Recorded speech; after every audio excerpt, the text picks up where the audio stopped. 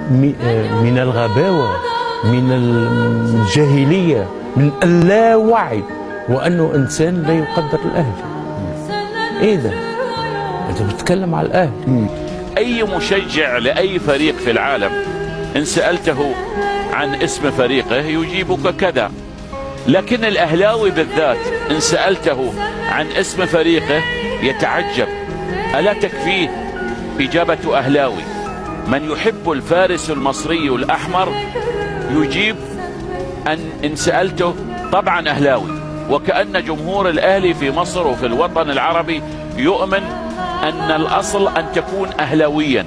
الأهلي حقيقة، وأنا مش بقول لك كلام من قبيل العبارات اللي هي الرنانة، إنما الأهلي بينافس نفسه فعلا لسبب بسيط جدا. الأهلي لو قرر إنه ينافس بقية المنافسين بتوعه، بقية المنافسين هيصحى الصبح وما قال السلام عليكم، اخباركم ايه يا جماعه، انتوا كويسين، انا قررت النهارده ان انا انافسكم. فيقوم قافل الباب وقافل النادي، رشش ميه، حاطط ايده على خده، 10 سنين عامل كده، مستني حد يكسر له لقبه الافريقي ب 11 مكسب لافريقيا، عامل كده لمده 10 سنين، نايم مستريح، يشوف بقيه المنافسين لحد ما يوصلوا للرقم ده. إذا هو حقيقة يعني الأهلي بينافس نفسه، لأنه لو بينافس المنافسين هيريح شويتين ثلاثة، لكن الأهلي لما يجي يفوز بالتسعة يقول لك ال10، لما يفوز بالعشرة يقول لك ال11، لما يقول 11 يقول لك ال12.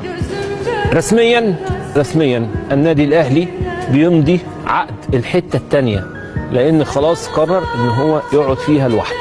بعض الناس تقول لك هو عم في فرق تانية، يعني في فرق تانية غير النادي الأهلي موجودة، دي حقيقة، في فرق كبيرة في مصر، الزمالك وبيراميدز وفرق كتيرة جدا، ولكن بلغة الأرقام ولغة النتائج الأهلي في حتة تانية. الأهلي بيتأهل رسميا للدور ربع النهائي البطولة الأفريقية. في واحد يقول لك طب إيه الإنجاز؟ يعني إيه الموضوع؟ يعني ده حتى جمهور الأهلي لو سمعك مش شايفك، يعني حتى جمهور الأهلي ما تقول له تأهل لدور ربع النهائي عادي، يعني إيه القصة؟ الأهلي في النهائي عادي، يعني إيه القصة؟ إيه الموضوع يعني؟ طب إيه الموضوع إيه؟ الأهلي ياخد البطولة. طب بعد ما الأهلي ياخد البطولة يبتدي يبصوا على الرقم اللي بعده، يعني مثلا تبقى ال10 يقول لك ال11 يا أهلي، تبقى ال11 ال12 يا أهلي، تبقى ال12 ال13 يا أهلي. هو الأهلي مكنة بتطلع أرقام؟